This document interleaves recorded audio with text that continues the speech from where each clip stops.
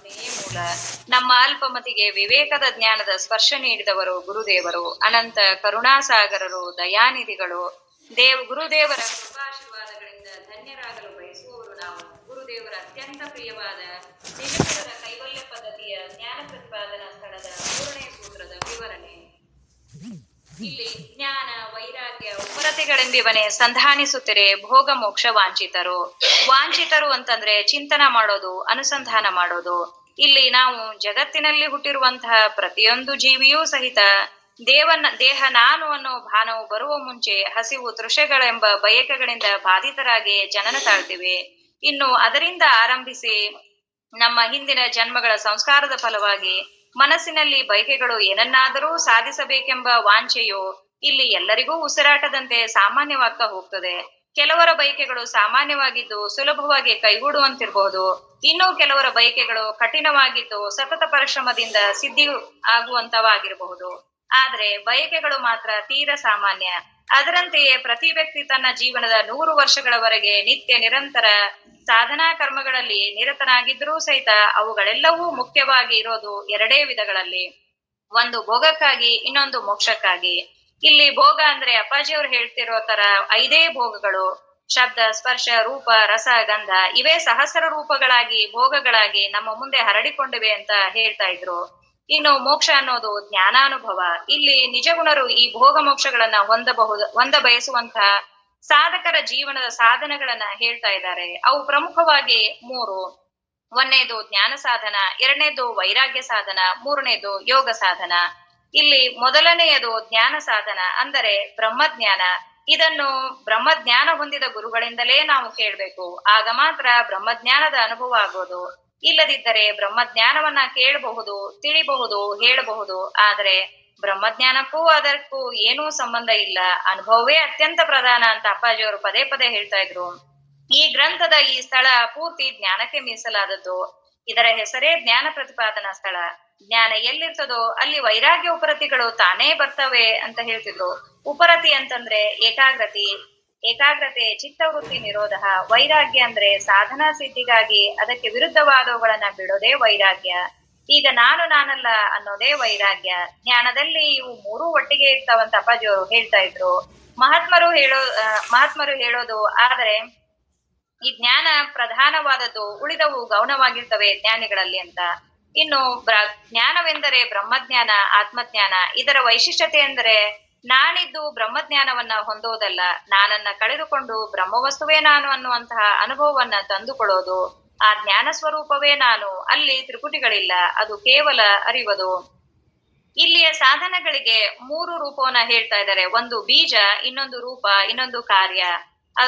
ಬೀಜ ಅಂತಂದ್ರೆ ಮೊದಲನೆಯ ಫಲ, ವೃಕ್ಷ ಅಂತಂದ್ರೆ 2ನೇ ಫಲ, ಮತ್ತೆ ಅದರ ಸಿದ್ಧಿಯ ಸಾಧನೆ ಆಗೋದು 3ನೇ ಫಲ. ಹೀಗೆ ಸಾಧನಗಳಿಗೆ ಬೀಜ, ವೃಕ್ಷ ಅಥವಾ ಕಾರ್ಯ ಮತ್ತು ಫಲಗಳನ್ನು ಕುರಿತು ಹೇಳ್ತಾ ಇದ್ದಾರೆ. ಎಲ್ಲ ಸಾಧನೆಗಳಂತೆ ಈ ಸಾಧನೆಗಳಿಗೂ ಗುರುದೇವರ ಕರುಣೆ, ಮಾರ್ಗದರ್ಶನ ಅತ್ಯಗತ್ಯ. ಅವರ ಬೋಧನೆಯಂತೆ ಸಾಧನದಲ್ಲಿ ಮುಂದುವರೆದು ಸಿದ್ಧಿಯನ್ನ ಪಡೆಯಬಹುದು. ಇನ್ನು ಜ್ಞಾನದ ಸಾಧನ ಶ್ರವಣ, ಮನನ, ನಿಧಿಧ್ಯಾಸನ. ಶ್ರವಣ ಅಂತಂದ್ರೆ ಗುರುದೇವರು ನಮ್ಮ ಸ್ವರೂಪವನ್ನೇ ಕುರಿತು ಬೋಧೆ ಮಾಡ್ತಿರ್ತಾರೆ. ಇದು ಬೌದ್ಧಿಕ ಜ್ಞಾನ ಅಲ್ಲ. ಅಲ್ಲಿ ಮನಸ್ಸು ಉಳಿಯೋದಿಲ್ಲ. ಅದು ಬ್ರಹ್ಮ ಬೇರೆ, ನಾನು ಬೇರೆ ಅಂತ ಉಳಿಯಲಾರದ ಸ್ಥಿತಿ. ನಿದ್ರೆಯಲ್ಲಿ ನಾನು ಬೇರೆ, ನಿದ್ರೆ ಬೇರೆ, ನಾನು ಬೇರೆ ಅಂತ ಹೇಗೆ ಗೊತ್ತಾಗೋದಿಲ್ವೋ ಹಾಗೆ ಇಲ್ಲಿ ಬ್ರಹ್ಮ ಬೇರೆ, ನಾನು ಬೇರೆ ಅಂತ ಉಳಿಯದೇ ಇರುವಂತಹ ಸ್ಥಿತಿ ಬ್ರಹ್ಮಜ್ಞಾನ. ಹಾಗೆ ಬ್ರಹ್ಮವಸ್ತುವೇ ನಾನು ಅಂತ ಅನುಭವವನ್ನ ತಂದುಕೊಡೋದೇ ಈ ಜ್ಞಾನ ಸಾಧನ. ಇದು ರಮಣ ಮಹರ್ಷಿಗಳು, ಅಪೋರಂತ ಮತ್ತು ಅಪ್ಪಾಜಿಯವರ ಜ್ಞಾನಿಗಳ ಮಹಾತ್ಮರ ಉಪದೇಶದಿಂದ ಮಾತ್ರ ಅನುಭವಕ್ಕೆ ಬರುವಂಥದ್ದು. ಅವರಿಂದ ಹೇಳಿದ್ದನ್ನ ಹಗಲಿರುಳು ಬಿಟ್ಟು ಬಿಡದೆ ಚಿಂತಿಸೋದೆ ಮನನ. ಬರೀ ಅದೇ ವಸನದಲ್ಲೇ ಉಳಿಯೋದು. ಅದರ ಫಲವಾಗಿ ಅನುಭವವಾಗೋದೇ ನಿಧಿಧ್ಯಾಸನ. ಈ ಸಾಧನದಿಂದ ನನಗೆ ಅಹಂಕಾರ ಬೇರೆ, ನಾನು ಬೇರೆ ಅಂತ ಅನುಭವಕ್ಕೆ ಬರಬೇಕು. ದೇಹ, ಮನಸ್ಸು, ಬುದ್ಧಿಗಳ ಮೂಲಕ ಅಹಂಕಾರ ಇರ್ತದೆ. ಇದು ನಾನಲ್ಲ ಅಂತ ಅನುಭವಕ್ಕೆ ಬಂದ್ರೆ ಇದು ಮೊದಲನೆಯ ಫಲ. ಇದನ್ನ ಅನುಭವಿಸಿದರೆ ದೇಹಾದಿಗಳ ಅಹಂಕಾರಗಳ ಸಂಘ ಇರೋದೇ ಇಲ್ಲ. ಯಾಕಂದ್ರೆ ದೇಹಾದಿಗಳ ಸ್ವರೂಪವೇ ಬೇರೆ, ಆತ್ಮವಸ್ತುವಿನ ಸ್ವರೂಪವೇ ಬೇರೆ. ಇಲ್ಲಿ ಭಕ್ತಿ ಸಾಧನದವರೇ ಆಗಲಿ, ಯೋಗ ಸಾಧನದವರೇ ಆಗಲಿ, ಯಾವ ಸಾಧಕರೇ ಆಗಲಿ, ಎಲ್ಲರ ಉದ್ದೇಶವೂ ಅಹಂಕಾರವನ್ನ ಕಳೆದುಕೊಳ್ಳೋದೇ ಆಗಿದೆ. ಇದು ಅಷ್ಟು ಸುಲಭವಾಗಿ ಹೋಗುವಂಥದ್ದಲ್ಲ. ಈ ಅಹಂಕಾರದ ಆಚೆಗೆ ಇರೋದು ಕೇವಲ ಸತ್ಯವಸ್ತುವಿನ ಅನುಭವ. ಕೇವಲ ಸತ್ಯವಸ್ತುವಿನ ಅನುಭವದಲ್ಲಿದ್ದವರು ಮಾತ್ರ ಇದನ್ನು ನಮಗೆ ಅನುಭವಕ್ಕೆ ಬರುವಂತೆ ಬೋಧಿಸಲು ಸಾಧ್ಯ. ಇದು ಸಾಮಾನ್ಯರಿಗೆ ಸಾಧ್ಯವೇ ಇಲ್ಲ ಅಂತ ಅಪ್ಪಾಜಿಯವರು ಹೇಳ್ತಾ ಇದ್ರು. ಗುರು ಕರುಣೆಯಿಂದ ಮಾತ್ರ ಶ್ರವಣ ಮನನ ನಿಧಿಧ್ಯಾಸನಗಳು ಸಾಧನಾ ಸಾಧ್ಯ ಅನಿಸ್ಕೊಳ್ತವೆ. ಅಹಂಕಾರದಿಂದ ತಪ್ಪಿಸಿಕೊಳ್ಳೋದಕ್ಕೆ ಇದೇ ಮಾರ್ಗ. ಇಲ್ಲಿ ದೇಹವಾಗಿಯೇ ಇದ್ದು ದೇಹ ನಾನಲ್ಲ ಅಂತ ಅನುಭವವನ್ನ ತಂದುಕೊಳ್ಳೋದು ಎಷ್ಟೋ ಅಪರಂಪಾರ. ಇಲ್ಲಿ 3 ದೇಹಗಳು. ಮೂಲ ದೇಹ ಅನ್ನೋದು ಅಹಂಕಾರ, ಸೂಕ್ಷ್ಮ ದೇಹ ಅನ್ನೋದು ಮನಸ್ಸು, ಸ್ಥೂಲ ದೇಹ ಅನ್ನೋದು ಇನ್ನು ಉಳಿದಿರೋದು ಸ್ಥೂಲ ದೇಹ. ಇವೇ 3 ಇವೆ. ಬಂಧನಗಳು ಮುಖ್ಯವಾಗಿ ಕಾರಣ ದೇಹದ ಬಂಧನ ಅಳಿದ್ರೆ ಮುಂದೆ ಯಾವ ದೇಹದ ಬಂಧನವೂ ಉಳಿಯಲ್ಲ. ಅವರೇ ಪರಮಜ್ಞಾನಿಗಳು. ಅದಕ್ಕಿದು ಸಾಧನ. ಅಹಂಕಾರವೇ ನಾನ ಅಲ್ಲೋನ್ನೋದು 2ನೇ ಫಲ.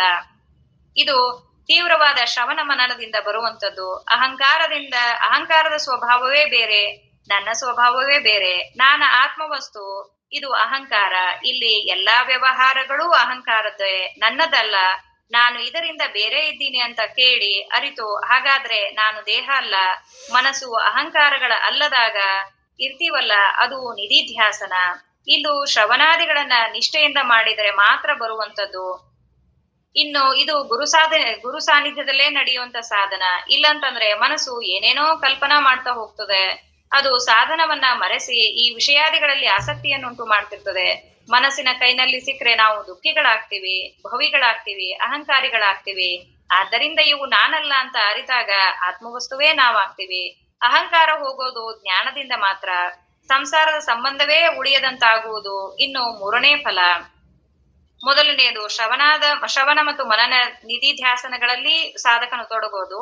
2ನೇದಲ್ಲಿ ಅಹಂಕಾರವೇ ನಾನೆಲ್ಲದಂತಾಗೋದು. ಇನ್ನು 3ನೇದು ಸಂಸಾರದ ಅಥವಾ ಅಹಂಕಾರದ ಸಂಬಂಧವೇ ಉಳಿಯದಂತಾಗೋದು 3ನೇ ಫಲ. ನಾವು ದೇಹದಲ್ಲೇ ಇದ್ರು ಸಂಸಾರದಲ್ಲೇ ಇದ್ರು ಅವುಗಳ ಸಂಬಂಧವೇ ನಮಗೆ ಇಲ್ಲದಂತಾಗ್ತದೆ. ಯಾಕಂದ್ರೆ ಆ ಸತ್ಯವಸ್ತು ಅವುಗಳ ಸಂಬಂಧವನ್ನ ಇಲ್ಲದಂತಾಗಿ ಮಾಡೋದು. ಎಲ್ಲದರ ಆಧಾರ ವಸ್ತು ಅದಾಗಿದ್ದು ಅದಕ್ಕೆ ಯಾವುದರ ಅಂಟೂ ಇಲ್ಲ. ಅದನ್ನ ಅನುಭವಿಸೋದೇ ಜ್ಞಾನ ಸಾಧನದ ಫಲ. ಅದು ಸಚ್ಚಿದಾನಂದ ಸಾಗರ. ಅಲ್ಲಿ ಇನ್ನೊಂದು ಇಲ್ಲವೇ ಇಲ್ಲ. ಎಲ್ಲವೂ ಐತಿ ಅನ್ನಿಸಿರೋದೇ ಈ ಅಹಂಕಾರದಿಂದ. ಇದಕ್ಕೆ ತುಂಬಾ ಶ್ರದ್ಧೆಯಿಂದ ಗುರುಬೋಧೆಯನ್ನ ಬಹಳ ಕೇಳ್ಬೇಕು ಅಂತ ಅಪ್ಪಾಜಿಯವ್ರು ಹೇಳ್ತಾ ಇದ್ರು. ಎಲ್ಲ ಉಪನಿಷತ್ತುಗಳು, ಎಲ್ಲ ಮಹಾತ್ಮರು ಜ್ಞಾನಿಗಳು ಹೇಳೋದು ಇದನ್ನೇ. ಅಲ್ಲಿ ದೇಹದ ಅನುಭವವಿಲ್ಲ, ನಾವು ಆತ್ಮಸ್ವರೂಪರು ಅಂತ ತೋರಿಸೋದೇ ಜ್ಞಾನದ ಮಹಿಮೆ. ಇನ್ನು 2ನೇ ಸಾಧನ ಜ್ಞಾನ ವೈರಾಗ್ಯ. 2ನೇ ಸಾಧನ ವೈರಾಗ್ಯ. ವೈರಾಗ್ಯದ ಮೊದಲ ಸಾಧನವೇ ಕಾಮಿನಿ ಕಾಂಚನ ಕೀರ್ತಿಗಳಲ್ಲಿ ದೋಷ ದರ್ಶನ ಆಗೋದು. ಇದುವೇ ವೈರಾಗ್ಯದ ಮೊದಲ ಬೀಜ ಅಥವಾ ಮೊದಲ ಸಾಧನ. ಇನ್ನು ದೋಷ ದರ್ಶನದ ಫಲವಾಗಿ ಇನ್ನು ಇವುಗಳನ್ನ ತ್ಯಾಗ ಮಾಡೋದು. ತ್ಯಾಗೇನ ಅಮೃತತ್ವ ಮಾನುಷವು ಅಂತ ಉಪನಿಷತ್ ವಾಕ್ಯ ಹೇಳ್ತದೆ. ತ್ಯಾಗದಿಂದ ನಾವು ಅಮೃತತ್ವವನ್ನ ಪ್ರಾಪ್ತಿ ಮಾಡ್ಕೊಳ್ಬಹುದು. ಈ ತ್ಯಾಗದಿಂದ ಮನಸ್ಸು ಇನ್ನು ಆ ವಿಷಯದ ಕಡೆಗೆ ಆ ವಿಷಯವನ್ನ ಬಯಸದಂತೆ ಇರೋದು 2ನೇ ಫಲ ಆಗಿರ್ತದೆ. ಇನ್ನ ಇವುಗಳನ್ನ ಅಪೋರತ್ರ ನೋಡ್ತಿದ್ವಿ ಅಂತ ಅಪ್ಪಾಜಿಯವರು ಪದೇ ಪದೇ ಹೇಳ್ತಾ ಇದ್ರು. ಅವರಿಗೆ ಎಂದು ಆ ರೀತಿ ಮಹಾತ್ಮರ ಹತ್ರ ಆ ವಿಷಯಗಳ ಸಂಪರ್ಕವೇ ಬರೋದಿಲ್ಲ. ರಾಮಕೃಷ್ಣ ಪರಮಹಂಸರು ಹೇಳ್ತಾರೆ, ಕೆಲವು ಮೀನುಗಳು ತಾವೇ ಹುಟ್ಟುತ್ತಾನೆ ಬಾಲವನ್ನ ಕಳೆದುಕೊಂಡೇ ಹುಟ್ಟಿರ್ತವೆ. ಇನ್ನು ಕೆಲವು ಮೀನುಗಳು ಇಲ್ಲಿಗೆ ಬಂದ ಮೇಲೆ ಸಾಧನದಿಂದ ಬಾಲವನ್ನ ಕಳೆದುಕೊಳ್ತವೆ ಅಂತ. ಇದನ್ನ ವಿರಾಗಿಗಳ ಬಗ್ಗೆ ಹೇಳ್ತಾರೆ. ಹಾಗೆ ಕೆಲವು ಅಪೂರ್ವ ಮಹಾತ್ಮರು ಪುರುಷರು ಹುಟ್ಟುತ್ತಾನೆ ವೈರಾಗ್ಯ ನಿಧಿಗಳು. ಕೆಲವು ಸಾಧಕರು ಗುರುದೇವರ ಕೃಪೆಯಿಂದ ಇದನ್ನ ಸಾಧನಾ ಸಾಧ್ಯವನ್ನಾಗಿ ಮಾಡಿಕೊಳ್ತಾರೆ. ಇನ್ನು 3ನೇದು ಯೋಗ ಅಥವಾ ಉಪರತಿ. ಪತಂಜಲಿ ಮಹರ್ಷಿಗಳು ಯೋಗದ ಮೂಲ ಪುರುಷರು. ಯೋಗ ಅಂತಂದ್ರೆ ಸಾಮಾನ್ಯ ಅರ್ಥದಲ್ಲಿ ಕೂಡೋದು. ಯೋಗ ಚಿತ್ತವೃತ್ತಿ ನಿರೋಧ ಅಂತ ಹೇಳ್ತಾರೆ. ಮನಸ್ಸಿನ ಚಂಚಲತೆ ನಿವಾರಣೆಯಾಗಿ ಏಕಾಗ್ರಗೊಳ್ಳೋದೇ ಯೋಗ. ಇದಕ್ಕೆ ಸಾಧನಗಳು ಯಮನಿಯಮಾದಿಗಳು. ಇದನ್ನ ಅಷ್ಟಾಂಗ ಯೋಗ ಅಂತನೂ ಕರೀತಾರೆ. ಇಲ್ಲಿ ಯೋಗದ 8 ಅಂಗಗಳು: ಯಮ, ನಿಯಮ, ಆಸನ, ಪ್ರಾಣಾಯಾಮ, ಪ್ರತ್ಯಾಹಾರ, ಧಾರಣ, ಧ್ಯಾನ, ಸಮಾಧಿ. ಯಮವನ್ನ ನೈತಿಕ ಮಾರ್ಗಸೂಚಿಗಳು ಅಂತ ಹೇಳ್ತಾರೆ. ಯಮದಲ್ಲಿ 5 ಅಂಗಗಳು ಬರ್ತವೆ. 1ನೇದು ಅಹಿಂಸೆ, 2ನೇದು ಅಸತ್ಯ, 3ನೇದು ಆಸ್ತೆಯ, 4 ಬ್ರಹ್ಮಚರ್ಯ, 5ನೇದು ಅಪರಿಗ್ರಹ. ಇಲ್ಲಿ ಅಹಿಂಸೆ ಅಂತೂ ಎಲ್ಲರಿಗೂ ತಿಳಿಯುವಂತದ್ದೇ. ಪರ ಪೀಡನೆ ಪಾಪ, ಪರ ಪುಣ್ಯವೇ ಅದನ್ನ ಪುಣ್ಯ, ಪುಣ್ಯ ಅಂತ ಹೇಳ್ತಾರೆ. ಇನ್ನು ಸತ್ಯ, ಆಸ್ತೆಯ ಅಂತಂದ್ರೆ ಕದಿಯದಂತಿರುವುದು. ಅಪರಿಗ್ರಹ ಅಂತಂದ್ರೆ ದುರಾಸೆ, ಅಗತ್ಯಕ್ಕಿಂತ ಹೆಚ್ಚು ಹೊಂದದೇ ಇರುವುದು. ಇನ್ನು ನಿಯಮವನ್ನ ವೈಯಕ್ತಿಕ ಶಿಸ್ತು ಅಂತ ಹೇಳ್ತಾರೆ. ಇದರಲ್ಲಿ 5: 1ನೇದು ಶೌಚ ಅಥವಾ ಶುದ್ಧತೆ, 2ನೇದು ಸಂತೋಷ ತೃಪ್ತಿ, 3ನೇದು ತಪಸ್ಸು, 4ನೇದು ಸ್ವಾಧ್ಯಾಯ, 5ನೇದು ಈಶ್ವರ ಪ್ರಣಿಧಾನ ಶರಣಾಗತಿ ಅಥವಾ ಸಮರ್ಪಣೆ. ಇನ್ನು ಮುಖ್ಯವಾಗಿ ಯಮದಲ್ಲಿ 5 ಸಾಧನೆಗಳು, ನಿಯಮದಲ್ಲಿ 5 ಸಾಧನೆಗಳು. ಅದನ್ನ ಬಿಟ್ರೆ ಇನ್ನು ಆಸನ, ದೇಹವನ್ನ ಧ್ಯಾನಕ್ಕೆ ಸಿದ್ಧಪಡಿಸುವ ಭಂಗಿಗಳ ಅಭ್ಯಾಸವನ್ನ ಮಾಡೋದು. ಇದರಲ್ಲಿ ಸಾಂಪ್ರದಾಯಿಕವಾಗಿ 84 ಆಸನಗಳಿವೆ ಅಂತ ಹೇಳ್ತಾರೆ. ಇನ್ನು 4ನೇದು ಪ್ರಾಣಾಯಾಮ, ಉಸಿರಾಟವನ್ನ ಮೊದಲು ಗಮನಿಸುತ್ತಾ ಅದರ ಮೇಲೆ ನಿಯಂತ್ರಣವನ್ನ ಸಾಧಿಸೋದು. ಮನಸ್ಸು ಮತ್ತು ಉಸಿರು ಒಂದೇ ಮೂಲದಿಂದ ಹುಟ್ಟುತ್ತವೆ ಅಂತ ಹೇಳ್ತಾರೆ. ಉಸಿರಾಟವನ್ನ ನಿಯಂತ್ರಣ ಮಾಡೋದ್ರಿಂದ ಮನಸ್ಸನ್ನು ಸಹಿತ ನಿಯಂತ್ರಣ ಮಾಡಬಹುದು ಅಂತ ಹೇಳ್ತಾರೆ. ಇದು ಪ್ರಾಣಾಯಾಮದ ಸಾಧನೆ. ಇನ್ನು 5ನೇದು ಪ್ರತ್ಯಾಹಾರ, ಇಂದ್ರಿಯಗಳನ್ನ ಒಳಮುಖವಾಗಿ ತಿರುಗಿಸೋದು. ಇದು ಪ್ರತ್ಯಾಹಾರದ ಸಾಧನದ ಫಲ. ಧಾರಣ, ಮನಸ್ಸಿನ ಏಕಾಗ್ರತೆಯನ್ನ ಸಾಧಿಸೋದು. ಧ್ಯಾನ, ಏಕಾಗ್ರತೆಯನ್ನ ನಿರಂತರವಾಗಿಸೋದು. ಇನ್ನು ಇವೆಲ್ಲದರ ಫಲವಾಗಿ ದೊರೆಯುವಂಥದ್ದೇ ಸಮಾಧಿ. ಈ ಮೇಲಿನ ಸಾಧನೆಗಳ ಫಲವಾಗಿ ಮನಸ್ಸು ಚಂಚಲತೆಯನ್ನ ನೀಗಿ ಆನಂದವನ್ನ ಪಡೆಯೋದು, ಬಾಹ್ಯ ಪ್ರಜ್ಞೆ ಹೋಗೋದು ಸಮಾಧಿ. ಈ ಯಮ ನಿಯಮಾದಿ ಸಾಧನೆಗಳೇ ಯೋಗದ ಬೀಜಗಳು. ಇದು ಮೊದಲನೇ ಫಲ. ಇದರ ಪರಿಣಾಮದಿಂದ ಮನಸ್ಸು ಏಕಾಗ್ರತೆ ಹೊಂದೋದು, ಸಮಾಧಾನವನ್ನ ಪಡೆಯೋದೇ 2ನೇ ಫಲ. ಹೀಗೆ ಸಮಾಧಾನವನ್ನ ಹೊಂದಿದ ಮೇಲೆ ಮನಸ್ಸು ಹೊರಮುಖವಾಗೋದನ್ನ ನಿಲ್ಲಿಸಿ ಆನಂದದಲ್ಲಿ ಉಳಿಯೋದೇ, ಸಮಾಧಿಯನ್ನ ಹೊಂದೋದೇ 3ನೇ ಫಲ. ಇದು ಯೋಗ ಮಾರ್ಗ. ಇದರ ಫಲ ಮನಸ್ಸು ಗಾಳಿ ಇಲ್ಲದ ಕೋಣೆಯಲ್ಲಿರುವ ದೀಪದಂತೆ ಚಲಿಸದಂತಾಗ್ತದೆ. ಇದರ ಫಲವಾಗಿ ಬಾಹ್ಯ ಪ್ರಜ್ಞೆಯೇ ಕಳೆದುಕೊಂಡು ಬಿಡ್ತಾರೆ ಈ ಯೋಗ ಸಾಧಕರು. ಇದರಿಂದ ಹೊರಗಿನ ವಿಷಯಗಳು ಸಂಪೂರ್ಣವಾಗಿ ನಾಶವಾಗದೆ ಸೂಕ್ಷ್ಮವಾಗಿ ಉಳಿದಿರ್ತವೆ ಅಂತ ಅಪ್ಪಾಜಿಯವರು ಹೇಳ್ತಾ ಇದ್ರು. ಆದ್ದರಿಂದ ಇಲ್ಲಿ ಯೋಗದ ಸಾಧಕರು ಮತ್ತು ವೈರಾಗ್ಯದ ಸಾಧಕರು ಸಹಿತ ಪರಿಪೂರ್ಣತೆ ಎಷ್ಟೇ ಹೊಂದಿದ್ರು ಸಹಿತ ಅವರು ಮುಕ್ತರಾಗೋದಿಲ್ಲ ಅಂತ ಹೇಳಿದ್ರು. ಇನ್ನು ಯೋಗದಲ್ಲಿ ಮತ್ತು ವೈರಾಗ್ಯದಲ್ಲಿ ಮತ್ತು ಜ್ಞಾನದಲ್ಲಿ ಪರಿಪೂರ್ಣರಾದವರು ಅಪ್ಪೋರ್ ಹತ್ರನೇ ಎಲ್ಲಾ ಸಾಧನೆಗಳು ಬಂದು ಧನ್ಯ ಆಗಿದ್ವು ಅಂತ ಅಪ್ಪಾಜಿಯವರು ಪದೇ ಪದೇ ಹೇಳ್ತಿದ್ರು. ಇನ್ನು ಇವರು ಅರಿವಿಲ್ಲ ದುಡಿದೆರಡು ಕೂಡಿರೆ ಮುಕ್ತಿ ಸಮನಿಸದು, ಉತ್ತರ ಲೋಕ ಗತಿಯಹುದು. ಇವರೆಲ್ಲ ಇಷ್ಟೆಲ್ಲ ಕಷ್ಟಪಟ್ಟು ವೈರಾಗ್ಯದವರಾಗಲಿ ಯೋಗದ ಸಾಧಕರಾಗಲಿ ಇದು ಅತ್ಯಂತ ಕಠಿಣವಾದ ಸಾಧನವನ್ನ ಮಾಡಿದರೂ ಸಹಿತ ಅವರಿಗೆ ಮುಕ್ತಿ ಆಗೋದಿಲ್ಲ. ಇನ್ನು ಯಾವ ಫಲ ದೊರೀತದೆ ಅನ್ನೋದಕ್ಕೆ ನಿಜಗುಣರು ಹೇಳ್ತಾರೆ, ಅವರಿಗೆ ಉತ್ತಮ ಲೋಕ ಗತಿಯ ಪ್ರಾಪ್ತಿ ಆಗ್ತದೆ ಅಂತ ಹೇಳ್ತಾರೆ. ಇನ್ನು ಪವನದರಿವಿದು ಮಿಕ್ಕೆರಡು ಇಲ್ಲದಿರೆ ಮೋಕ್ಷ ಸಮನಿಪದು, ಆರಬ್ಧ ದುಃಖವದು ಬಿಡದು. ಇಲ್ಲಿ ನಾವು ಯಾವ ಸಾಧನವನ್ನ ಮಾಡಿದ್ರೂ ಸಹಿತ ಈ ದೇಹ ಅನ್ನೋದು ಕೊನೆವರೆಗೂ ಇದ್ದೇ ಇರ್ತದೆ. ಯೋಗದ ಸಾಧಕರಿಗೆ ವೈರಾಗ್ಯದ ಸಾಧಕರಿಗೆ ಮೋಕ್ಷ ಪ್ರಾಪ್ತಿಯಾಗೋದಿಲ್ಲ, ಆದರೆ ಜ್ಞಾನ ಸಾಧಕರಿಗೆ ಮಾತ್ರ ಮೋಕ್ಷ ಪ್ರಾಪ್ತಿ ಆಗ್ತದೆ. ಆದರೆ ದೇಹದ ಪ್ರಾರಬ್ಧ ದೇಹ ಇರೋವರೆಗೂ ಇದ್ದೇ ಇರ್ತದೆ. ಇದಕ್ಕೆ ಉದಾಹರಣೆಯಾಗಿ ಬಿಟ್ಟ ಬಾಣವನ್ನ ಹೇಳ್ತಾರೆ. ಬಾಣ ತನ್ನ ಸ್ಥಾನವನ್ನ ಬಿಟ್ಟು ಹೊರಟಂತೆ ಜ್ಞಾನಿಗಳ ದೇಹ ಹುಟ್ಟಿನಿಂದ ತನ್ನ ಗಮ್ಯದೆಡೆಗೆ ಅದಾಗಲೇ ಹೊರಟು ಬಿಟ್ಟಿದೆ. ಮಧ್ಯದಲ್ಲಿ ಅದು ನಿಲ್ಲೋದಿಲ್ಲ, ತನ್ನ ಗುರಿಯನ್ನ ಮುಟ್ಟಿಯೇ ತೀರೋದು. ಹಾಗೆ ಇಲ್ಲಿ ಹುಟ್ಟಿರುವ ದೇಹ ತನ್ನ ಅವಸಾನದವರೆಗೂ ತನ್ನ ಪ್ರಾರಬ್ಧವನ್ನ ಅನುಭವಿಸಲೇಬೇಕಾಗ್ತದೆ ಅಂತ ಹೇಳ್ತಾರೆ. ಆದ್ರೆ ಅಪ್ಪಾಜಿಯವರು ರಮಣ ಮಹರ್ಷಿಗಳು ಹೇಳುವಂತೆ ಜ್ಞಾನಿಗಳಿಗೆ ದೇಹ ಅವರ ಅನುಭವದಲ್ಲೇ ಇರೋದಿಲ್ಲ. ಅವರು ಹೇಗೆ ದೇಹದ ಪ್ರಾರಬ್ಧವನ್ನ ಅನುಭವಿಸ್ತಾರೆ, ಆದ್ದರಿಂದ ಅವರಿಗೆ ಅದು ಇಲ್ಲ ಅಂತ ಹೇಳ್ತಾರೆ. ರಮಣ ಮಹರ್ಷಿಗಳು ಇದಕ್ಕೆ ಬಂಡಿ ಮತ್ತು ಅದರಲ್ಲಿ ನಿದ್ರಿಸುತ್ತಿರುವಂತಹ ವ್ಯಕ್ತಿಯ ಉದಾಹರಣೆಯನ್ನ ಕೊಡ್ತಾರೆ. ಇಲ್ಲಿ ವ್ಯಕ್ತಿ ನಿದ್ರಿಸ್ತಾ ಇರ್ತಾನೆ, ಈ ರೀತಿ ಜ್ಞಾನಿಗಳಿರ್ತಾರೆ. ಬಂಡಿ ಮುಂದೆ ಚಲಿಸ್ತಾ ಇದ್ರೂ ಸಹಿತ ಅದು ನಿಂತ್ರು ಆಮೇಲೆ ಅದರ ಅನುಭವ ಆ ನಿದ್ರಿಸುತ್ತಿರುವಂತಹ ವ್ಯಕ್ತಿಗಿರೋದಿಲ್ಲ. ಆ ಬಂಡಿ ಎತ್ತುಗಳನ್ನ ಕಳಿಸ್ಬೋದು, ಮತ್ತೆ ಕಟ್ಬೋದು, ಮತ್ತೆ ಹೋಗ್ಬೋದು. ಅಲ್ಲಿ ಬಂಡಿ ಏನಾದ್ರೂ ಸಹಿತ ಅವನ ಅನುಭವಕ್ಕೆ ಹೇಗೆ ಬರೋದಿಲ್ವೋ ಹಾಗೆ ಈ ದೇಹ ಅನ್ನೋದು ಒಂದು ಬಂಡಿ ರೀತಿ.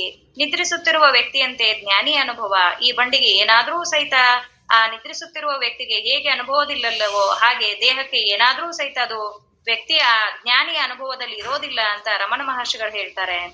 ಇನ್ನು ವಿರತಿಗೆಲ್ಲವನು ತೃಣವೆಂಬುದು, ಉಪರತಿಗೆ ಪರವಶನಂತಿಹುದು. ವೈರಾಗ್ಯದ ಸಾಧಕರಿಗೆ ಜಗತ್ತಿನ ಭೋಗ ಭಾಗ್ಯಗಳು ವಿಷಯಾದಿಗಳು ತೃಣ, ಅಂದರೆ ಒಣಗಿದ ಹುಲ್ಲು ಕಡ್ಡಿಗೆ ಸಮಾನವ ಅನಿಸ್ತವೆ. ಇದು ವೈರಾಗ್ಯದ ಸಾಧನೆಯ ಅಂತಿಮ ಫಲ. ಉಪರತಿಯ ಸಾಧನದ ಫಲ ಬಾಹ್ಯ ಪ್ರಜ್ಞೆಯನ್ನ ಕಳೆದು ಸಮಾಧಿಯನ್ನು ಅನುಭವಿಸೋದು. ರಾಮಕೃಷ್ಣ ಪರಮಹಂಸರಿಗೆ ಪದೇ ಪದೇ ಸಮಾಧಿಗೆ ಹೋಗ್ತಾ ಇದ್ರು ಅಂತ ಹೇಳ್ತಾರೆ. ಯೋಗದ ಸಾಧನೆಯ ಅಂತಿಮ ಫಲ ಸಮಾಧಿಯನ್ನ ಹೊಂದೋದು. ಇನ್ನು ಅಮಳ ಜ್ಞಾನಕ್ಕೆ ಗುರುಶಂಭುಲಿಂಗವೇ ತಾನೆಂಬ ದೃಢಬುದ್ಧಿ, ಶರೀರದ ಅಭಿಮಾನದ ಅಂದದೊಳಿಯುವುದು ಅವಧಿ. ಇನ್ನು ನಮಗೆ ದೇಹ ನಾನೇ ಅನ್ನುವ ಭಾವ ಇಲ್ಲಿ ನಮಗೆ ದೇಹ ನಾನೇ ಅನ್ನೋ ಅನುಭವ ಎಷ್ಟು ಸ್ಥಿರವಾಗಿರ್ತದೆಯೋ ಅಷ್ಟು ಪ್ರಬಲವಾಗಿ ಬ್ರಹ್ಮವಸ್ತುವೇ ನಾನು ಅನ್ನೋದು ಅನುಭವಕ್ಕೆ ಬಂದ್ರೆ ಅದೇ ಜ್ಞಾನ ಸಾಧನೆಯ ಅಂತಿಮ ಫಲ. ಇನ್ನು ದೇಹ ಮನಸ್ಸಿನ ಅಹಂಕಾರದ ಅನುಭವಗಳು ತನಗಿರೋದಿಲ್ಲ. ಬ್ರಹ್ಮ ತಾನು ಅನ್ನೋ ಅನುಭವ ಬಂದ್ರೆ ಜ್ಞಾನ ಸಾಧನ ಸಿದ್ಧಿಯಾದಂತೆಯೇ. ದೇವರೇ ನಾನು ಅನ್ನೋದು ಅನುಭವಕ್ಕೆ ಬಂದ್ರೆ ದೇಹದ ಅನುಭವ ಹೋಗಿ ಬಿಡ್ತದೆ. ಅಮಳ ಜ್ಞಾನ ಅಂತಂದ್ರೆ ಶ್ರೇಷ್ಠ ಜ್ಞಾನ. ಇದೇ ಅಂತಿಮ ಫಲ, ಪರಮ ಸತ್ಯವಾದದ್ದು. ಮತ್ತು ವೇದ ಉಪನಿಷತ್ತುಗಳ ಜ್ಞಾನದ ಸಾರವೇ ಇದು. ಇದು ಅಖಂಡವಾಗಿರೋದು. ನನ್ನಲ್ಲಿ ದೇವರಲ್ಲಿ ಖಂಡಖಂಡವಾಗಿ ಇರೋದಿಲ್ಲ ಈ ಜ್ಞಾನ. ಚೈತನ್ಯಂ ಶಾಶ್ವತಂ ಶಾಂತಂ ವ್ಯೋಮಾತೀತಂ ನಿರಂಜನಂ ನಾದ ಬಿಂದು ಕಲಾತೀತಂ ತಸ್ಮೈ ಶ್ರೀ ಗುರುವೇ ನಮಃ. ಇದು ಬ್ರಹ್ಮವಸ್ತುವಿನ ಸತ್ಯವಸ್ತುವಿನ ವರ್ಣನೆ. ಬ್ರಹ್ಮವಸ್ತುವನ್ನು ಬಿಟ್ಟು ಉಳಿದದ್ದೆಲ್ಲವೂ ಕೇವಲ ತೋರಿತು. ಜೀವನಲ್ಲಿ ದೇಹನಲ್ಲಿ ಇರುವಂತಹ ಚೇತನ ಒಂದಿನ ತೋರ್ತೈತೆ, ಮುಂದ ಬದಲಾಗ್ತದ, ಒಂದಿನ ಸವಿತತೆ, ಮತ್ತ ಒಂದಿನ ಹೋಗ್ತದ. ಇದು ಶಾಶ್ವತವಾಗಿ ಇರೋದಿಲ್ಲ. ಆದ್ರೆ ಇದು ಮೂಲವಾಗಿ ಬ್ರಹ್ಮವಸ್ತುವಿನ ಚೈತನ್ಯವೇ ಅಹಂಕಾರದಲ್ಲಿ ಜೀವನದಲ್ಲಿ ಪ್ರಕಟ ಆಗೈತೆ. ಆಗ ಈ ಅಹಂಕಾರ ತಾನೇ ಅಂತ ಆ ಚೈತನ್ಯ ಅನ್ನುವಂಗೆ ತೋರ್ತದೆ. ಆಗ ನಾನು ಅಖಂಡ ಚೈತನ್ಯ ವಸ್ತು ಅನ್ನೋದು ಮರೆತು ಅಹಂಕಾರ ಜೀವ ದೇಹಾದಿಗಳು ಚೈತನ್ಯವೇ ನಾನು ಅಂತ ಅನ್ನೋದು ನಮಗೆ ಮೈಗೂಡಿ ಬಿಟ್ಟದೆ. ಆದ್ರೆ ಈ ದೇಹಾದಿಗಳು ಚೈತನ್ಯ ಸ್ವರೂಪದ್ದು ಅಂತ ಅಲ್ಲ, ಅವು ಜಡವಾಗಿರ್ತವೆ. ದೇಹಾದಿಗಳು ಬೇರೆ ಚೈತನ್ಯ ವಸ್ತು ಬೇರೆ ಅಂತ ಗುರುದೇವರಲ್ಲಿ ಶ್ರವಣ ಮಾಡ್ತಾ ಹೋದಂತೆ ಅದನ್ನ ತೀವ್ರ ಮನನ ಮಾಡಿದಾಗ ಅದು ಅನುಭವಕ್ಕೆ ಬರ್ತಾ ಹೋಗ್ತದೆ. ನಿಜಗುಣರು ಹೇಳ್ತಾರೆ, ದೇಹವೇ ನೀನಾರು ನಾನಾರು, ಜಡ ನೀನು, ಚೇತನ ವಸ್ತು ನಾನು, ನಿನ್ನ ಅರಿವಂತಹ ಅರಿವು ನಾನು, ದೃಶ್ಯ ನೀನು, ದೃಕ್ ನಾನು, ಅಳಿದು ಹೋಗುವಂತದ್ದು ನೀನು, ಶಾಶ್ವತ ಸ್ವರೂಪ ಆತ್ಮವಸ್ತು ನಾನು ಅಂತ. ಮೊದಲು ಈ ದೇಹಾದಿಗಳು ನನ್ನಿಂದ ಬೇರೆ ಅಂತ ಅರಿತಾ ಹೋದಾಗ ಮೊದಲು ಮನಸ್ಸು ಅವುಗಳನ್ನ ಅರಿತದೆ. ಆ ಮನಸ್ಸನ್ನೂ ನಾನಲ್ಲ ಅಂತ ಅರಿತಾಗ ಅದೂ ಇಲ್ದಂಗಾಗಿ ಅಲ್ಲಿ ಕೇವಲ ಅರಿವಿರ್ತದೆ. ಈ ದೇಹಾದಿಗಳು ಮನಸ್ಸು ಇದ್ದಾಗೂ ಈ ಅರಿವಿದ್ರು ಸಹಿತ ಆ ಅರಿವು ನಾನೇ ಅಂತ ನಮಗೆ ಪ್ರಜ್ಞೆ ಬರೋದಿಲ್ಲ. ಈಗಲೂ ಬರೀ ಅರಿವೇ ಆಗಿರೋದು. ಆ ಅರಿವು ತೋರೋದು ಅಡಗೋದು ಮಾಡುವಂತದ್ದಲ್ಲ. ಅದು ಅಖಂಡ ಚೇತನ. ಅದು ನನ್ನ ಸ್ವರೂಪವೇ ಅಂತ ಅರಿತವರು ಅನುಭವಿಸಿದವರು ಜ್ಞಾನಿಗಳಾಗ್ತಾರೆ. ಇನ್ನು ಇವರಿಗೆ ಬೇರೆ ಸಾಧನಗಳ ಅಗತ್ಯವೇ ಇಲ್ಲ. ಜ್ಞಾನಿಗಳು ಪ್ರಾರಬ್ಧದಿಂದ ವಿಕಾರ ಹೊಂದೋದಿಲ್ಲ. ನಾವು ಮಾಡುವಂತಹ ಕರ್ಮಗಳಿಗೆ ನಾವೇ ಕರ್ತೃಗಳು ಎಂಬುದು ನಿಜವಾಗಿದ್ದರೆ ಆ ಕರ್ಮಗಳಿಂದ ಉಂಟಾಗುವ ಫಲಗಳನ್ನ ಮುಕ್ತಿ ಸ್ಥಿತಿಯಲ್ಲೂ ನಾವೇ ಅನುಭವಿಸ್ಬೇಕಾಗ್ತದೆ. ಆದರೆ ಜ್ಞಾನಾನುಭವದಲ್ಲಿ ನಾನು ಕರ್ತ ಎನ್ನುವ ಅಭಿಮಾನವೇ ನಾಶವಾಗೋದ್ರಿಂದ ಕರ್ತೃತ್ವವೂ ನಾಶವಾಗ್ತದೆ. ಅದರೊಂದಿಗೆ ಸಂಚಿತ, ಆಗಾಮಿ, ಪ್ರಾರಬ್ಧ ಈ ಮೂರೂ ಕರ್ಮಗಳು ನಾಶವಾಗ್ತವೆ. ಕರ್ತೃತ್ವಕ್ಕೆ ಆಧಾರವಾದದ್ದು ಅಹಂಕಾರ. ಶ್ರವಣಾದಿ ಸಾಧನದಿಂದ ಅಹಂಕಾರ ನಾಶವಾಗ್ತದೆ. ಅದರಿಂದ ಅಜ್ಞಾನ, ಕಾರಣ ಶರೀರಗಳು ನಾಶ ಆಗ್ತವೆ. ಕಾರಣ ಶರೀರದಿಂದಲೇ ಅಸ್ತಿತ್ವ ಪಡೆದಿರುವಂತಹ ಮನಸ್ಸೆಂಬ ಸೂಕ್ಷ್ಮ ಶರೀರ, ದೇಹವೆಂಬ ಸ್ಥೂಲ ಶರೀರ ಈ ಎರಡೂ ಜ್ಞಾನಿಯ ದೃಷ್ಟಿಯಲ್ಲಿ ಇಲ್ಲದೆ ಹೋಗ್ತವೆ. ಪ್ರಾಪಂಚಿಕರ ದೃಷ್ಟಿಯಲ್ಲಿ ಅವು ನಾಶವಾಗದೇ ಇರೋ ರೀತಿ ತೋರುತ್ತಿರಬಹುದು. ಆದರೆ ಜ್ಞಾನಿಗಳನ್ನ ಹೊರತುಪಡಿಸಿ ಉಳಿದವರಿಗೆ ಈ ಸ್ಥೂಲ ಸೂಕ್ಷ್ಮ ಶರೀರಗಳು ಇದ್ದಂತೆ ತೋರಿದರೂ ಸಹಿತ ಜ್ಞಾನಿಗಳ ಅನುಭವದಲ್ಲಿ ಅವು ಯಾವೂ ಇರೋದಿಲ್ಲ ಅಂತ ಹೇಳಿದರು. ಎಲ್ಲರಿಗೂ ನಮಸ್ಕಾರ.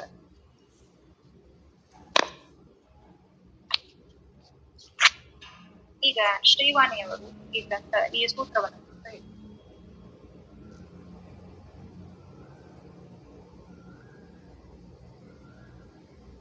ಜ್ಞಾನ ಪ್ರತಿಪಾದನಾ ಸ್ಥಳ 3ನೇ ಸೂತ್ರ. ನಿಜಗುಣರು ಇಲ್ಲಿ ಜ್ಞಾನ, ವೈರಾಗ್ಯ ಮತ್ತೆ ಉಪರತಿಗಳನ್ನ ಹೇಳಿದ್ದಾರೆ. ಸಾಧಕನು ಈ 3ರಲ್ಲಿ ಒಂದನ್ನು ಅನುಸರಿಸಿ ಸಾಧನೆಯಲ್ಲಿ ತೊಡಗುತ್ತಾನೆ. ಅವನ ಭೋಗ ಮತ್ತು ಮೋಕ್ಷ ಅವರು ಭೋಗ ಮತ್ತೆ ಮೋಕ್ಷವನ್ನು ಬಯಸುವವರು ಎಂದು ಹೇಳಿದ್ದಾರೆ. ನಿಜಗುಣರು ಹೇಳ್ತಾರೆ, ಈ 3 ಸಾಧನೆಗಳನ್ನ ಮಾಡುವವರ ಲಕ್ಷಣವನ್ನ ಹೇಳ್ತಾ ಇದ್ದಾರೆ. ಮೊದಲು ಶ್ರವಣ. ಈ 3 ಸಾಧನೆ ಮಾಡುವವರಿಗೆ ಮೊದಲು ಬೀಜ ಶ್ರವಣ ಅನ್ನೋದು ಬೀಜ. ಅದು ಮೊಳೆದು ಗಿಡ ಮರವಾಗಿ ಹೂ ಬಿಡೋದು. ಇದು ಅದು ರೂಪು ಅಂತ ಹೇಳ್ತಾರೆ. ಗಿಡ ಮರವಾಗಿ ಹೂ ಬಿಡುವುದು ಮತ್ತು ಹಣ್ಣು ಬಿಡೋದು, ಈ ಬಗೆಯನ್ನ ಹೇಳ್ತಾ ಇದ್ದಾರೆ.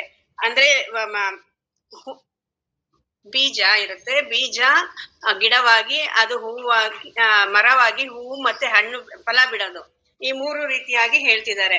ಮೊದಲಿಗೆ ಜ್ಞಾನ ಸಾಧನೆ ಮಾಡುವವನ ಬಗ್ಗೆ ಹೇಳ್ತಿದ್ದಾರೆ. ಶ್ರವಣವೇ ಬೀಜ ಅಂತ ಹೇಳ್ತಿದ್ದಾರೆ. ಮತ್ತೆ ಆ ಶ್ರವಣ ಹೇಗಿರ್ಬೇಕಂತಂದ್ರೆ ಫಲವತ್ತಾದ ಭೂಮಿಯಲ್ಲಿ ಬೀಜವನ್ನು ಹಾಕಿದ್ರೆ ಹೇಗೆ ಹುಲುಸಾದ ಬೆಳೆ ಬರುವುದೋ ಹಾಗೆ ಮೊದಲು ಸಾಧಕನ ಹೃದಯವು ಫಲವತ್ತಾಗಿರ್ಬೇಕು. ಅದು ಶ್ರವಣದಿಂದ ಫಲವತ್ತಾಗುತ್ತದೆ. ಅಂತಹ ಫಲವತ್ತಾದ ಹೃದಯದಲ್ಲಿ ಬೀಜವು ಅಂದ್ರೆ ಶ್ರವಣವೂ ಆಗಿದೆ. ಅಂದ್ರೆ ಶ್ರವಣದಿಂದ ಅವನು ಸಾಧನೆಯಲ್ಲಿ ಮುಂದುವರಿತಾ ಹೋಗ್ತಾನೆ. ಅವನಲ್ಲಿ ಯಾವುದೇ ರೀತಿಯಲ್ಲಿ ಅವನು ಶ್ರವಣಕ್ಕೆ ಬಂದಿರ್ಲಿ, ಅವನ ಮನಸ್ಸು ಗುರುಗಳ ಹೇಳಿದ್ದನ್ನ ಅರಿತು ಸಾಧನೆ ಮಾಡೋದಿಕ್ಕೆ ಯೋಗ್ಯವಾಗುತ್ತದೆ. ಅದೇ ಬೀಜವೂ ಆಗುತ್ತೆ. ಅಲ್ಲಿ ನೀನು ಬ್ರಹ್ಮನೇ ಇದ್ದೀಯಾ ಎನ್ನುವ ಬೀಜ ಬಿತ್ತಬೇಕು. ಅಂದ್ರೆ ಅಲ್ಲಿ ಶ್ರವಣದಲ್ಲಿ ಆ ರೀತಿ ಹೇಳ್ತಾರೆ. ಆತ್ಮ ಬೇರೆ, ನೆಕ್ಸ್ಟ್ ಆತ್ಮ ಬೇರೆ ಮತ್ತು ಅಹಂಕಾರ ಬೇರೆ ಎನ್ನುವ ಚಿಂತನೆಯಿಂದ ಸಾಕ್ಷಿ ನಾನು ಎನ್ನುವ ಅರಿವು ಮೂಡುತ್ತದೆ. ಅಂದ್ರೆ ಆತ್ಮ ಬೇರೆ, ನಾನ್ ಬೇರೆ, ಅಹಂಕಾರ ಬೇರೆ ಅನ್ನೋ ಚಿಂತನೆ ಮನನದಿಂದ ಉಂಟಾಗ್ತಾ ಹೋಗುತ್ತೆ. ಆಗ ಇದು ಮನನದಿಂದ ರೂಪು ಅಂತ ಅಂದ್ರೆ ಅದು ಗಿಡವಾಗುತ್ತೆ. ಆ ಬೀಜ ಏನು ಉಂಟಾಗಿದೆ ಅದು ಮೊಳೆತು ಬೀಜ ಮರವಾಗುತ್ತೆ. ಇದೇ ರೂಪು ಅಂತ ಹೇಳ್ತಿದ್ದಾರೆ. ಈ ಚಿಂತನ ಉಂಟಾಗಿ ದೇಹ ಬೇರೆ, ಬ್ರಹ್ಮವಸ್ವಾದ ನಾನು ಬೇರೆ ಅನ್ನೋ ಅನುಭವವಾಗುತ್ತೆ. ಇದೇ ಕಾರ್ಯವು. ಅಂದ್ರೆ ಇದು ಶ್ರವಣ ಮೊದಲು ಬೀಜ, ಮನನ ರೂಪು ಅಂದ್ರೆ ಅದು ಚಿಂತನದಿಂದ ಉಂಟಾದದ್ದು. ಈ ಚಿಂತನ ಉಂಟಾಗಿ ನಂತರ ಇದೇ ಹಣ್ಣಾಗಿ ಫಲ ಕೊಡೋದು ಅಂದ್ರೆ ನಿಧಿಧ್ಯಾಸನದಲ್ಲಿ ಅವರಿಗೆ ತಾನ್ ಬೇರೆ, ಈ ವಿಷಯಾದಿಗಳು ಜಗತ್ತು ದೇಹ ಇದೆಲ್ಲ ಬೇರೆ ಅನ್ನುವ ಅನುಭವ ಬರುತ್ತೆ. ಇದೇ ಫಲ ಅಂತ ಹೇಳ್ತಾ ಇದ್ದಾರೆ. ಇದು ಕಾರ್ಯವು ಅಂತ ಹೇಳ್ತಿದೆ. ಸಂತರು ಮಹಾತ್ಮರು ಉಪನಿಷತ್ನಲ್ಲಿನ ಋಷಿಗಳು ಜ್ಞಾನವು ಈ ರೀತಿಯಾಗಿ ಅರಿವಿಗೆ ಬರೋದು, ಅನುಭವಕ್ಕೆ ಬರೋದು ಅಂತ ಹೇಳ್ತಾ ಇದ್ದಾರೆ. ಅಂದ್ರೆ ಈ ಮೂರು ಶ್ರವಣ, ಮನನ, ನಿಧಿಧ್ಯಾಸನ ಶಂಕರಾಚಾರ್ಯರ ರೀತಿಯಲ್ಲಿ ನಿಜಗುಣರು ಸಹ ಈ ಶ್ರವಣ, ಮನನ, ನಿಧಿಧ್ಯಾಸನವನ್ನ ಹೇಳ್ತಾರೆ. ರಮಣ ಮಹರ್ಷಿಗಳು ಅಕಸ್ಮಾತ್ ಆಗಿದೆ, ಎಲ್ಲೋ ಅದು ಕೆಲವರಿಗೆ ಮಾತ್ರ ಸಾಧ್ಯ. ಇದು ರಾಜಮಾರ್ಗ. ಶ್ರವಣ, ಮನನ, ನಿಧಿಧ್ಯಾಸನ ಎನ್ನುವುದು ರಾಜಮಾರ್ಗವಾಗಿದೆ. ಎರಡನೆಯದಾಗಿ ವೈರಾಗ್ಯವನ್ನು ಹೇಳ್ತಾ ಇದ್ದಾರೆ. ವನಿತಾದಿ ದೋಷ ದರ್ಶನವೇ ಬೀಜವು. ಅಂದ್ರೆ ಈ ಇದು ಸಾಧಕನಿಗೆ ಮೊದಲು ಈ ವಿಷಯ ವಸ್ತುಗಳು. ಶ್ರೀರಾಮಕೃಷ್ಣ ಪರಮಹಂಸರು ಹೇಳ್ತಾರೆ, ಈ ಎಲ್ಲವನ್ನು ಅಂದ್ರೆ ಸ್ಪರ್ಶ ರೂಪ, ಶಬ್ದ, ಸ್ಪರ್ಶ, ರೂಪ, ರಸಗಂಧಗಳು ಇವೆಲ್ಲವನ್ನು ಸೇರಿಸಿ ಮೂರೇ ರೂಪವಾಗಿ ಹೇಳ್ತಿದ್ದಾರೆ. ಕಾಮಿನಿ, ಕಾಂಚನ, ಕೀರ್ತಿ ಅನ್ನೋದನ್ನ ಹೇಳ್ತಾ ಇದ್ದಾರೆ. ವ್ಯಕ್ತಿಯ ಮನಸ್ಸಿನ ಸ್ಥಿತಿಯನ್ನ ಈ ಮೂರರಲ್ಲಿಯೇ ತಂದು ಹೇಳ್ತಾ ಇದ್ದಾರೆ. ಈ ದೋಷ ದರ್ಶನವೇ ವಿರಾಗಿಗೆ ಬೀಜವಾಗಿದೆ. ಅಂದ್ರೆ ಇದರ ದೋಷ ದರ್ಶನ ಮೊದಲು ಆಗ್ಬೇಕು. ಇದು ವಿರಾಗಿಗೆ ಮೊದಲ ಬೀಜವಾಗುತ್ತೆ. ಇದನ್ನು ಒಂದು ಅಣುವಿಂದ ಬಿಡುವುದೇ ರೂಪವಾಗಿದೆ. ಅವನು ಸಾಧಕನು ಇದು ವಿವೇಕದಿಂದ ಚಿಂತನೆ ಮಾಡಿ ಅಣುವಿಂದ ಅಂತ ಹೇಳ್ತಿದ್ದಾರೆ. ಅಣುವಿಂದ ಅಂದ್ರೆ ಇದನ್ನ ಚಿಂತನೆ ಮಾಡಿ ಇದನ್ನ ಬಿಡುವ, ಈ ಕಾಮಿನಿ, ಕಾಂಚನ, ಕೀರ್ತಿಯನ್ನ ವೈರಾಗ್ಯದಿಂದ ಬಿಡೋದು ಹೇಗೆ ಅನ್ನೋದನ್ನ ಹೇಳ್ತಾ ಇದ್ದಾರೆ. ಅನಿತ್ಯದ ಅರಿವು ಉಂಟಾದಾಗ ಅದನ್ನು ವಿಷಯ ವಸ್ತು ಅನುಭವಿಸಬೇಕೆನ್ನುವ ಬಯಕೆಯು ಇಲ್ಲವಾಗ್ತದೆ. ಇದನ್ನೇ ನಿಜಗುಣರು ರೂಪು ಎಂದಿದ್ದಾರೆ. ಸಾಧಕನ ಮನಸ್ಸಿಗೆ ವಿಷಯ ವಸ್ತುವಿನಲ್ಲಿ ದೋಷ ದರ್ಶನವಾಗಿ, ಅವನಿಗೆ ದೋಷ ದರ್ಶನ ಆಗಿ ಮತ್ತೆ ಚಿಂತನೆಯಿಂದ ತಾನು ಎಂದೂ ಯಾವುದೂ ಕಾರಣದಿಂದಲೂ ವಿಷಯದ ಚಿಂತನೆಯಲ್ಲಿ ತೊಡಗದೆ ಅಂದ್ರೆ ವಿಷಯದಲ್ಲಿ ತೊಡಗದೆ, ವಿಷಯದ ಚಿಂತನೆಯಲ್ಲಿ ತೊಡಗದೆ ಚಂಚನಗೊಳ್ಳದಂತೆ, ಅಂದ್ರೆ ಮನಸ್ಸು ಮತ್ತೆ ಅದಕ್ಕೆ ಒಳಗಾಗದೆ ಇರೋಂಗೆ. ಅದಕ್ಕೆ ಶ್ರೀರಾಮಕೃಷ್ಣರು ಒಂದು ಹೇಳ್ತಾರೆ, ತಿಂದ ಅನ್ನ ವಾಂತಿ ಮಾಡಿದ್ಮೇಲೆ ಮತ್ತೆ ಅದನ್ನ ಸ್ವೀಕರಿಸೋದಿಲ್ಲ ಅಂತ ಹೇಳ್ತಾರೆ. ಅಂದ್ರೆ ಹಂಗೆ ವಿಷಯ ವಸ್ತುಗಳನ್ನ ಅದು ಬಿಟ್ಟ ಮೇಲೆ ಮತ್ತೆ ತಗೊಳ್ದೇ ಇರೋದು, ಅಷ್ಟು ನಿಷ್ಠೆಯಿಂದ ಅದನ್ನ ಅಳವಡಿಸ್ಕೊಳ್ಳೋದು ಇದಕ್ಕೆ ಕಾರ್ಯ ಅಂತ ಹೇಳ್ತಾ ಇದ್ದಾರೆ ಅಂತ ನಿಜಗೊಂಡ್ರು ಹೇಳ್ತಾ ಇದ್ದಾರೆ. ಅಷ್ಟಾಂಗ ಇದು ಇನ್ನೊಂದು ಅಷ್ಟಾಂಗ ಯೋಗ ಅಂದ್ರೆ ಕೂಡೋದು. ಅಷ್ಟಾಂಗ ಯೋಗವನ್ನು ಯೋಗ ಅಂತಾರೆ. ಇದರಲ್ಲಿ 8 ಅಂಗಗಳಿವೆ. ಇದಕ್ಕೆ ಮೂಲ ಪುರುಷರು ಪತಂಜಲಿ ಮಹರ್ಷಿ. ಯಮ ನಿಯಮ ಆಸನ ಪ್ರಾಣಾಯಾಮ ಪ್ರತ್ಯಾಹಾರ ಧ್ಯಾನ ಧಾರಣ ಉಪರತಿ ಎಂದು ಹೇಳ್ತಿದ್ದಾರೆ. ಯಮದಲ್ಲಿ 8 ಅಂಗಗಳಿವೆ. ಯಮದಲ್ಲಿ 5 ಅಂಗಗಳಿವೆ. ಒಂದು ಸತ್ಯ, ಅಹಿಂಸಾ, ಆಸ್ತೆಯ ಬ್ರಹ್ಮಚರ್ಯ, ಅಪರಿಗ್ರಹ. ಸತ್ಯ ಅಂದ್ರೆ ಸತ್ಯವಾಗಿ ಸತ್ಯದಲ್ಲಿ ನಿಷ್ಠೆಯಿಂದ ಇರುವುದು. ಅಹಿಂಸಾ ಅಂದ್ರೆ ಮನಸ್ಸಿನಿಂದ, ದೇಹದಿಂದ, ಮಾತಿನಿಂದ ಯಾರಿಗೂ ಹಿಂಸೆ ಮಾಡದೇ ಇರೋದು ಅಹಿಂಸಾ. ಆಸ್ತೆಯ ಅಂದ್ರೆ ಕಳು ಮಾಡದೇ ಇರೋದು, ಅಂದ್ರೆ ಪರರ ವಸ್ತುವನ್ನ ಮುಟ್ಟದೇ ಇರೋದು, ಮನಸ್ಸಿನಿಂದನೂ ಮುಟ್ಟದೇ ಇರೋದು ಆಸ್ತೆಯ. ಬ್ರಹ್ಮಚರ್ಯ ಅಂದ್ರೆ ಶಿಸ್ತು ಮತ್ತೆ ಇಂದ್ರಿಯ ನಿಗ್ರಹ. ಇಂದ್ರಿಯ ಸಂಯಮ, ಇಂದ್ರಿಯ ನಿಗ್ರಹ ಎರಡು ಒಂದೇ. ಬ್ರಹ್ಮಚರ್ಯ ಅಂದ್ರೆ ಇಂದ್ರಿಯಗಳಲ್ಲಿ ಶಿಸ್ತನ್ನ ಸಾಧನೆಯಿಂದ ಅಳವಡಿಸ್ಕೊಳ್ಳೋದು ಬ್ರಹ್ಮಚರ್ಯ. ಅಪರಿಗ್ರಹ ಅಂದ್ರೆ ಅತಿಯಾದ ಆಸೆ, ನಮ್ಮಲ್ಲಿ ಇದ್ರೂ ಮತ್ತೆ ಇನ್ನೊಬ್ರಲ್ಲಿರೋದು ನಮಗ್ ಬೇಕು ಎನ್ನುವ ಅತಿಯಾದ ಆಸೆ ಮತ್ತು ವಸ್ತುಗಳನ್ನ ಸಂಗ್ರಹಿಸದೇ ಇರುವುದು. ನನಗೆ ಅಪರಿಗ್ರಹ ಅನ್ನೋದು ಸೀರಿಯಲ್ ನಲ್ಲಿ, ರಾಘವೇಂದ್ರ ಸ್ವಾಮಿಗಳ ಸೀರಿಯಲ್ ನಲ್ಲಿ ಅದನ್ನ ನಾನು ನೋಡಿದ್ದೆ. ಆಗ ಅದು ಅಪರಿಗ್ರಹ ಅಂದ್ರೆ ಏನಂತ ಅದ್ರಲ್ಲಿ ತಿಳಿಯಿತು.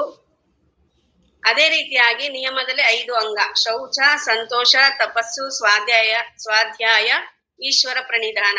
ಶೌಚ ಅಂದ್ರೆ ಸ್ನಾನ, ನಾವು ಇರುವ ಜಾಗ ಶುದ್ಧವಾಗಿ ಇಟ್ಕೊಳ್ಳೋದು. ಸಂತೋಷ ಅಂದ್ರೆ ಪ್ರಸನ್ನತೆಯಿಂದ ಕೂಡಿರುವುದು. ಅಪ್ಪ ಅವ್ರು ಯಾವಾಗ್ಲೂ ಪ್ರವಚನದಲ್ಲಿ ಹೇಳ್ತಾ ಇದ್ರು, ಬೆಳಗ್ಗೆ ಎದ್ದ ತಕ್ಷಣ ನಮ್ಮ ಮುಖವನ್ನ ಕನ್ನಡಿಯಲ್ಲಿ ನೋಡ್ಕೊಳ್ಬೇಕು, ಮುಖದಲ್ಲಿ ಪ್ರಸನ್ನತೆ ಇದ್ರೆ ಎದ್ದೇಳ್ಬೇಕು, ಇಲ್ಲದಿದ್ದರೆ ಹಾಗೆ ಮಲ್ಕೋಬಿಡಿ ಅಂತ.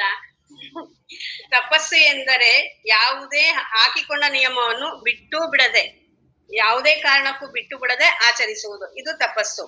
ಸ್ವಾಧ್ಯಾಯ ಮಹಾತ್ಮರ ಜೀವನ ಚರಿತ್ರೆ ಓದುವುದು ಅಥವಾ ಆತ್ಮ ಅಧ್ಯಯನ ಮಾಡುವುದು. ಸ್ವಾಧ್ಯಾಯ ಅಂದ್ರೆ ಗುರುಗಳ ಯಾವ್ದನ್ನ ಹೇಳಿರ್ತಾರೋ ಅದನ್ನ ಮನನ ಮಾಡುವುದು ಸ್ವಾಧ್ಯಾಯ. ಈಶ್ವರ ಪ್ರಣಿಧಾನ ದೇವರ ಮೇಲಿನ ಭಕ್ತಿ ಮತ್ತು ಸಮರ್ಪಣೆ ಆಗಿರುವುದು. ಆಸನ ಪತಂಜಲಿ ಯೋಗ ಸೂತ್ರದಲ್ಲಿ ಇದು 3ನೇದು, ಅಷ್ಟಾಂಗದಲ್ಲಿ 3ನೇದು ಆಸನ. ಪತಂಜಲಿ ಯೋಗ ಸೂತ್ರದಲ್ಲಿ ಒಂದೇ ಸಾಲಿನಲ್ಲಿ ಸೂತ್ರವನ್ನು ಹೇಳಿದ್ದಾರೆ. ಇನ್ನ ಯಾವುದೇ ಸಾಧನೆ ಮಾಡಲು ಕುಳಿತುಕೊಳ್ಳುವುದಕ್ಕೆ ಸುಲಭವೋ ಅದೇ ಆಸನವಾಗಿದೆ. ಅಂದ್ರೆ ನಾವು ಸಾಧನೆ ಮಾಡ್ಬೇಕಾದ್ರೆ ನಾವು ಕುಳಿತುಕೊಂಡ ಆಸನ ಪದೇ ಪದೇ ಬದಲಾಯಿಸ್ತಾ ಇರಬಾರ್ದು. ನಾವ್ ಎಷ್ಟೊತ್ತು ಧ್ಯಾನ ಕೂತ್ಕೊಳ್ತೀವಿ, ಜಪ ಕೂತ್ಕೊಳ್ತೀವಿ ಅಥವಾ ಸಾಧನೆಗೆ ಕೂತ್ಕೊಳ್ತೀವೋ ಆಗ ಕೂತ್ಕೊಳ್ಬೇಕಾದ್ರೆ ದೇಹ ಅಲ್ಲಾಡ್ಬೋದು, ಆದ್ರೆ ಕಾಲ್ಗಳು ಅಲ್ಲಾಡಬಾರ್ದು ಅಂತ ಅಪ್ಪಾಜಿ ಹೇಳ್ತಾ ಇದ್ರು. ಇದೇ ಆಸನ. ಇದು ನಮ್ಗೆ ಯಾವ್ದು ಸುಲಭನೋ ಅದೇ ನಮ್ಗೆ ಆಸನ ಅಂತ ಹೇಳ್ತಾ ಇದ್ರು. ಪ್ರಾಣಾಯಾಮ ಎಂದರೆ ಉಸಿರಾಟವನ್ನು ನಿಯಂತ್ರಿಸುವ ಒಂದು ವಿಧಾನ. ಇದರಿಂದ ಮನಸ್ಸಿನ ಸಮತೋಲನೆ ಉಂಟಾಗುತ್ತದೆ. ಅಂದ್ರೆ ನಾವು ಉಸಿರಾಟವನ್ನು ನಮ್ಮ ಉಸಿರಾಟವನ್ನೇ ಗಮನಿಸ್ತಾ ಇದ್ರೆ ಒಂದ್ಸಲ ಜೋರಾಗಿ ಉಸಿರಾಡ್ತಿರ್ತೀವಿ, ಒಂದ್ಸಲ ಉಸಿರಾಟಿದ ನಮ್ಗೆ ಸುಷುಮ್ನ ನಾಡಿ, ಪಿಂಗಳ ನಾಡಿ ಅಂತ ಅಂತಿರ್ತೀವಿ. ಅದ್ರಲ್ಲಿ ಒಂದ್ ಸೈಡ್ ಮಾತ್ರ ಉಸಿರಾಡ್ತಿರ್ತೀವಿ, ಇನ್ನೊಂದ್ ಸೈಡ್ ಉಸಿರೇ ಆಡಿರಲ್ಲ. ಅದನ್ನ ನಿಯಂತ್ರಿಸಿ ಎರಡೂ ಕಡೆಯಿಂದನೂ ಉಸಿರಾಡೋದಕ್ಕೆ ಪ್ರಾಣಾಯಾಮ ಅಂತ ಹೇಳ್ತಾರೆ. ಸಮತೋಲನೆ ಉಂಟು ಮಾಡೋದಕ್ಕೆ ಪ್ರಾಣಾಯಾಮ ಅಂತಾರೆ. ಪ್ರತ್ಯಾಹಾರ ಅಂದರೆ ಮನಸ್ಸನ್ನ ವಿಷಯ ವಸ್ತುಗಳಿಂದ ಹಿಂದಕ್ಕೆ ತೆಗೆದುಕೊಳ್ಳೋದು, ಮತ್ತೆ ಅಂತರ್ಮುಖ ಸಾಧನೆಗೆ ಒಳಗಾಗುವುದು. ಪ್ರತ್ಯಾಹಾರ ಮನಸ್ಸನ್ನು ವಿಷಯ ವಸ್ತುಗಳು, ಅಂದ್ರೆ ನಮ್ಮಲ್ಲಿ ಇನ್ನ ವಿಷಯ ವಸ್ತುಗಳನ್ನ ಬಯಕೆ ಇರುತ್ತೆ, ಅದನ್ನ ತಡೆದು ಹೊರಗೋಗುವ ಮನಸ್ಸನ್ನ ತಡೆದು ನಮ್ಮ ಅಂತರಂಗದ ಸಾಧನೆಯಲ್ಲಿ ತೊಡಗಿಕೊಳ್ಳೋದಕ್ಕೆ ಪ್ರತ್ಯಾಹಾರ ಅಂತ ಹೇಳ್ತಾರೆ. ಮತ್ತೆ ಧ್ಯಾನ, ಧಾರಣ, ಸಮಾಧಿ ಅಂತ ಇದು ಸೇರಿಸಿ 8 ಅಂಗಗಳಾಗುತ್ತೆ. ಇದ್ರಲ್ಲಿ ಇದು ಯಮ, ನಿಯಮ, ಆಸನ, ಪ್ರಾಣಾಯಾಮ 4 ಅಂಗಗಳು ಬಹಿರ್ಮುಖ ಸಾಧನೆಗಳು. ಪ್ರತ್ಯಾಹಾರ, ಧ್ಯಾನ, ಧಾರಣ, ಸಮಾಧಿ ಅನ್ನೋದು ಅಂತರಂಗ ಸಾಧನೆಗಳು ಅಂತ ಅಪ್ಪಾಜಿ ಹೇಳ್ತಿದ್ರು. ಈ ಯೋಗಗಳೇ ಬೀಜವಾಗಿದೆ. ಸಮಾಧಿಯಲ್ಲಿ ನೆಲೆ ನಿಲ್ಲುವುದೇ ರೂಪವಾಗಿದೆ. ಅಂದ್ರೆ ಕೊನೆಯದಾದ ಸಮಾಧಿಯಲ್ಲಿ ನಿಲ್ಲೋದೇ ರೂಪ ಆಗಿದೆ. ಭ್ರಮೆಯನ್ನು ಉಂಟು ಮಾಡುವ ಬಾಯದು, ಅಂದ್ರೆ ನಮ್ಗೆ ಜಗತ್ತು ಅತ್ಯಂತ ಮಾಯೆಯಿಂದ ಕೂಡಿದೆ, ಅದು ನಮ್ಮನ್ನ ಭ್ರಮೆ ಮಾಡ್ತಾ ಇರುತ್ತೆ. ಬಾಹ್ಯಗಳು ಅಂದರೆ ಹೊರಗಿನ ಕರ್ಮ, ಅದರಲ್ಲಿ ನಾವು ತೊಡಕೊಳ್ಳೋದೇ ಕರ್ಮ ಆಗಿರುತ್ತೆ. ಆ ಕರ್ಮ ಅಳಿಯುವುದೇ ಕಾರ್ಯವು ಅಂತ ಹೇಳಿದ್ದಾರೆ. ಅಂದ್ರೆ ದೇಹಾದಿ ಕಾರ್ಯಗಳಲ್ಲಿ ಒಳಗಾಗದೆ ಅಂತರಂಗ ಸಾಧನೆಯಲ್ಲಿ ತೊಡಕೊಳ್ಳೋದೇ ಕಾರ್ಯವು ಅಂತ ಹೇಳಿದ್ದಾರೆ. ಈ ಕ್ರಮದಿಂದಲೇ ಯೋಗವನ್ನು ತಿಳಿದು ಆಚರಿಸುವುದು ಎಂದು ತಿಳಿದವರು ಹೇಳಿದ್ದಾರೆ. ಈ ಕ್ರಮದಿಂದನೇ ಯೋಗ ಮಾಡ್ಬೇಕು. ಇದು ಯಮ ನಿಯಮ ಅಪ್ಪಾಜಿ ಹೇಳ್ತಿದ್ರು, ಮತ್ತೆ ದೀಪಾ ಅವ್ರು ಹೇಳ್ತಿದ್ರು. ಯಮವನ್ನ ಸಾಧಿಸೋದಕ್ಕೆ ಒಂದೊಂದು ಯೋಗ ಅಂಗಗಳನ್ನ ಸಾಧಿಸೋದಕ್ಕೆ ಒಂದೊಂದು ಜನ್ಮ ಬೇಕಾಗುತ್ತೆ ಅಂತ ಹೇಳ್ತಾ ಇದ್ರು. ಇದೆಲ್ಲವನ್ನು ಗುರುಗಳ ಮುಖಾಂತರ ಕೇಳಿ ಅದನ್ನ ಆಚರಿಸುವುದೇ ಆಚರಿಸ್ಬೇಕು ಅಂತ ಹೇಳ್ತಾರೆ. ಇದರಲ್ಲಿ ವೈರಾಗ್ಯ ಮತ್ತು ಯೋಗವು ಇದ್ದು ಜ್ಞಾನವೂ ಇಲ್ಲದಿದ್ದರೆ ಮುಕ್ತಿಯು ದೊರೆಯುವುದಿಲ್ಲ. ಇದರಲ್ಲಿ ಅಪ್ಪಾಜಿ ಹೇಳ್ತಿದ್ರು, ವೈರಾಗ್ಯ ಮತ್ತೆ ಯೋಗ ಇರ್ಲಿಲ್ಲ ಅಂದ್ರು ಇದ್ರು ಜ್ಞಾನ ಇಲ್ಲದಿದ್ರೆ ಮುಕ್ತಿ ದೊರೆಯೋದಿಲ್ಲ ಅಂತ ಹೇಳ್ತಿದ್ರು. ಈ ಸಾಧನೆಯಿಂದ ಒಳ್ಳೆಯ ಮತ್ತೆ ವೈರಾಗ್ಯ ಮತ್ತೆ ಯೋಗದಿಂದ ನಮ್ಗೆ ಒಳ್ಳೆಯ ಲೋಕಗತಿ ಉಂಟಾಗುತ್ತೆ ಅಂತ ಹೇಳ್ತಿದ್ರು. ಅಂದ್ರೆ ನಮ್ಗೆ ಲೋಕಗಳು ಸ್ವರ್ಗ, ಮತ್ತೆ ಗಂಧರ್ವ ಲೋಕ, ಆತರ ಲೋಕಗಳಿದೆಯಲ್ಲ, ಆ ಲೋಕಗಳು ಸಿಗುತ್ತೆ ಅಂತ ಹೇಳ್ತಾರೆ. ಆದ್ರೆ ಜ್ಞಾನವಿದ್ದು ಮಿಕ್ಕ ಎರಡು ಇಲ್ಲದಿದ್ದರೂ ಸಾಧಕನಿಗೆ ಮುಕ್ತಿಯು ಲಭಿಸುವುದು. ಜ್ಞಾನ ಹೊಂದಿದ್ರೆ ಸಾಕು. ಇವೆರಡು ಇಲ್ಲದಿದ್ರು ಅಂದ್ರೆ ವೈರಾಗ್ಯ ಮತ್ತು ಯೋಗದ ಸಾಧನೆ ಇಲ್ಲ ಅಂದ್ರು ಜ್ಞಾನದ ಸಾಧನೆ ಹೊಂದಿದ್ರೆ ಮುಕ್ತಿ ಲಭಿಸುತ್ತೆ ಅಂತ ಹೇಳ್ತಾರೆ. ಮೋಕ್ಷವು ಅಂದ್ರೆ ಲಭಿಸುತ್ತೆ ಅಂತ ನಿಜಗೊಂಡ್ರು ಹೇಳ್ತಾ ಇದ್ದಾರೆ. ವಿರತಿ ಉಳ್ಳವನಿಗೆ ಎಲ್ಲವೂ ತೃಣವೆನಿಸುತ್ತದೆ. ಯೋಗ ಸಾಧಕನಿಗೆ ಸಮಾಧಿ ಸ್ಥಿತಿಯನ್ನು ಅನುಭವಿಸಿ ಆನಂದ ಸಂತೋಷದಿಂದ ಇರುವುದು. ವಿರತಿ ಉಳ್ಳವನಿಗೆ ಅಂದ್ರೆ ವೈರಾಗ್ಯ ಉಳ್ಳವನಿಗೆ ಎಲ್ಲವೂ ಜಗತ್ತಿನ ಎಲ್ಲ ವಸ್ತುಗಳು ತೃಣವೆನಿಸುತ್ತೆ. ಯೋಗ ಸಾಧಕನು ಸಮಾಧಿ ಸ್ಥಿತಿಯನ್ನು ಅನುಭವಿಸಿ ಅಂದ್ರೆ ಯೋಗ ಸಾಧಕ ಸಮಾಧಿಯನ್ನ 8 ಅಂಗಗಳಾದ ಸಮಾಧಿಯನ್ನ ಅನುಭವಿಸಿ ಅಲ್ಲಿ ಆನಂದದಿಂದ ಆನಂದದಲ್ಲಿ ಪರವಶನಾಗಿರ್ತಾನೆ ಅಂತ ಹೇಳ್ತಿದ್ರೆ. ಪರಿಶುದ್ಧ, ಅಲ್ಲಿ ಯಾವುದೇ ಮಲವಿಲ್ಲ. ಅಂದ್ರೆ ಅಮಳ ಎನ್ನುವುದು ಪರಿಶುದ್ಧ. ಬ್ರಹ್ಮ ವಸ್ತುವೇ ತಾನೆಂದ್ರು ದೃಢ ಬುದ್ಧಿ ಉಂಟಾಗಿ ಶರೀರದ ಅಭಿಮಾನವನ್ನು ಹೊಂದದೆ ಪರಬ್ರಹ್ಮ ವಸ್ತುವಿನಲ್ಲೇ ಇರುವುದು. ಅಮಳ ಎನ್ನುವುದು ಮಲ ಇಲ್ಲದೆ ಇರುವುದು. ನಮ್ ದೇಹ ಮನಸ್ಸುಗಳು ಎಲ್ಲ ವ್ಯಕ್ತಿ ಅನ್ನೋನೇ ಮಲದಿಂದ ಕೂಡಿದಾನೆ. ಅಪ್ಪಾಜಿ ಹೇಳ್ತಿದ್ರು, ನಮ್ಗೆ 3 ಮಲಗಳಿದೆ: ಕಾರ್ಮಿಕ ಮಲ, ಮಾಯಾಮಲ, ಆಣವ ಮಲ ಅಂತ. ಈ ಯಾವ ಮಲಗಳು ಬ್ರಹ್ಮವಸ್ತುವಿಗೆ ಅಂಟಿಲ್ಲ, ಅವನು ಪರಿಶುದ್ಧವಾಗಿದ್ದಾನೆ. ನಾವು ಮಲಗಳಿಂದ ಕೂಡಿದೀವಿ, ಆದ್ರೆ ಬ್ರಹ್ಮವಸ್ತು ಯಾವ ಮಲಗಳಿಗೂ ಅಂಟಿಲ್ಲ ಅಂತ ಹೇಳ್ತಿದ್ದಾರೆ. ಅಂತ ಪರಬ್ರಹ್ಮ ವಸ್ತುವೇ ತಾನು. ಇಂಥ ಬ್ರಹ್ಮವಸ್ತುವಿನಲ್ಲಿ ದೃಢ ಬುದ್ಧಿ ಉಂಟಾಗಿ ಶರೀರದ ಅಭಿಮಾನವನ್ನು ಹೊಂದದೆ ಶರೀರದ ಅಭಿಮಾನವನ್ನ ಬಿಟ್ಟು ಪರವಸ್ತುವಿನಲ್ಲೇ ಇರುವುದು ಅಂತ ಹೇಳಿ ಹೇಳ್ತಾರೆ. ವಿಜಯ ಅವರು ಈ ಸೂತ್ರದ ವಿವರಣೆಯನ್ನ ನೀಡ್ತಾರೆ.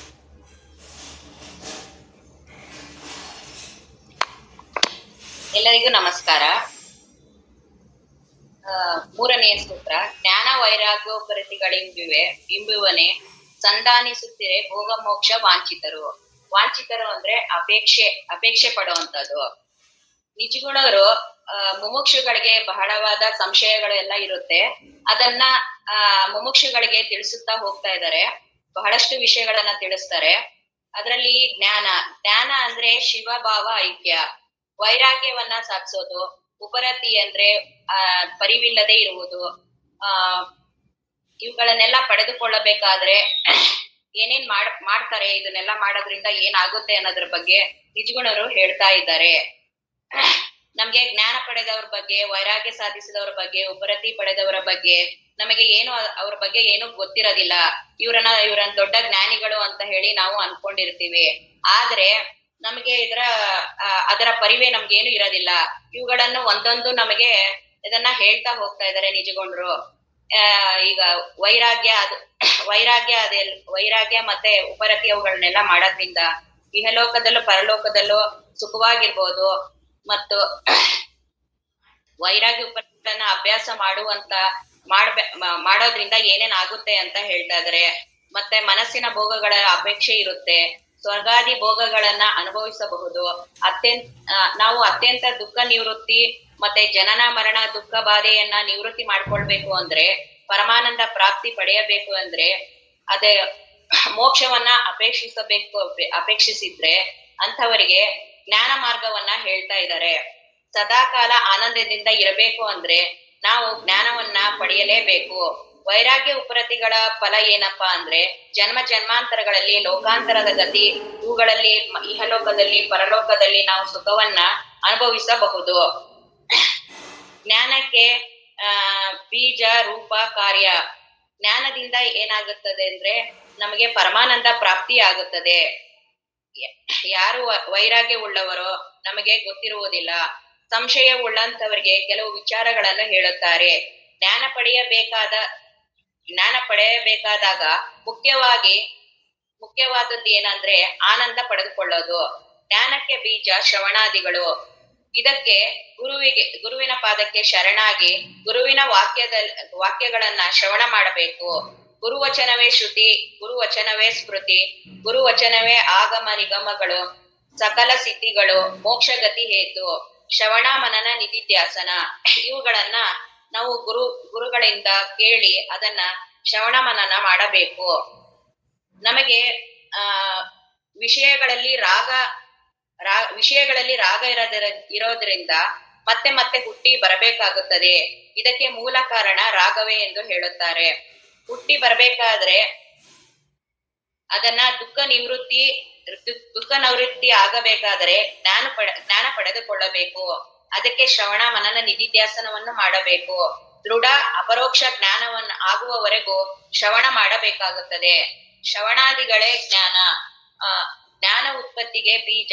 ಶರೀರದಲ್ಲಿ ಆತ್ಮ ಅಹಂಕೃತಿಗಳು ಇವು ಒಂದಕ್ಕೊಂದು ತಾದಾತ್ಮ್ಯ ಹೊಂದಿವೆ. ಈಗ ಕಬ್ಬಿಣವನ್ನ ಕಾಯಿಸಿದ್ರೆ ಅದು ಕೆಂಪಗೆ ಕಾಣುತ್ತದೆ, ಆದರೆ ಅದು ಬೆಂಕಿ ಅಲ್ಲ. ಅದರ ಧರ್ಮ ಭಾರವಾದದ್ದು, ಉದ್ದವಾದದ್ದು, ಗಟ್ಟಿಯಾದದ್ದು ಇರುತ್ತದೆ. ಬೆಂಕಿಯ ಧರ್ಮ ಕೆಂಪು ಇರುತ್ತದೆ, ಸುಡುತ್ತದೆ, ಬಿಸಿ ಇರುತ್ತದೆ ಅದರ ಧರ್ಮ. ಆದರೆ ಇವೆರಡರ ಧರ್ಮಗಳು ಬೇರೆ ಬೇರೆ, ಆದರೆ ಎರಡು ತಾದಾತ್ಮ್ಯ ಹೊಂದಿರುವಂತೆ ನಮಗೆ ಕಾಣುತ್ತದೆ. ಹಾಗೆಯೇ ಹೃದಯ ಗ್ರಂಥಿಯನ್ನು ಭೇದಿಸಬೇಕು. ಕರ್ತೃತ್ವ ಭೋಕ್ತೃತ್ವಗಳು ಅಂದರೆ ನಾನು ಉಂಡೆ, ನಾನು ಹೋದೆ, ನಾನು ಮಾಡಿದೆ, ನಾನು ನೋಡಿದೆ ಎಂಬ ಇವೆಲ್ಲ ಅಹಂಕಾರದ ಧರ್ಮ ಆತ್ಮವನ್ನ ಇಲ್ಲದಂತೆ ತೋರುತ್ತಿದೆ. ಆತ್ಮ ಯಾವುದು, ಅನಾತ್ಮ ಯಾವುದು, ಜಡ ಅಜಡ ಯಾವುದು, ಇವೆಲ್ಲ ಕೂಡಿವೆ. ಇವೇ ಹೃದಯ ಗ್ರಂಥಿ.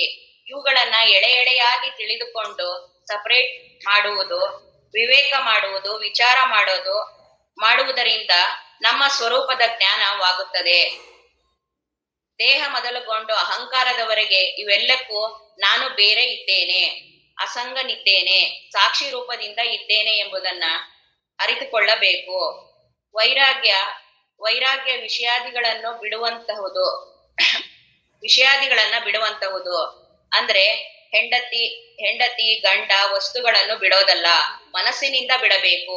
ಶರೀರದಿಂದ ಬಿಟ್ಟು ಮನೆ ಬಿಟ್ಟು ಬಂದು ಮಠದಲ್ಲಿ ಕೂತು ಅಲ್ಲಿ ಬರೀ ಹೆಂಡತಿ ಮಕ್ಕಳು ಮನೆಯ ವಿಚಾರವನ್ನೇ ನಾವು ಮಾಡ್ತಾ ಇದ್ರೆ ಅದು ವೈರಾಗ್ಯ ಅಲ್ಲ.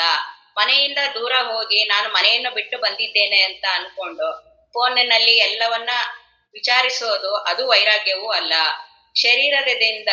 ಶರೀರವನ್ನ ಬಿಟ್ರೆ ಆಗೋದಿಲ್ಲ, ಮನಸ್ಸಿನಿಂದ ಬಿಡಬೇಕು. ಮನಸ್ಸಿನಲ್ಲಿ ನೆನೆದರೆ ಅದು ವೈರಾಗ್ಯ ಅಲ್ಲ.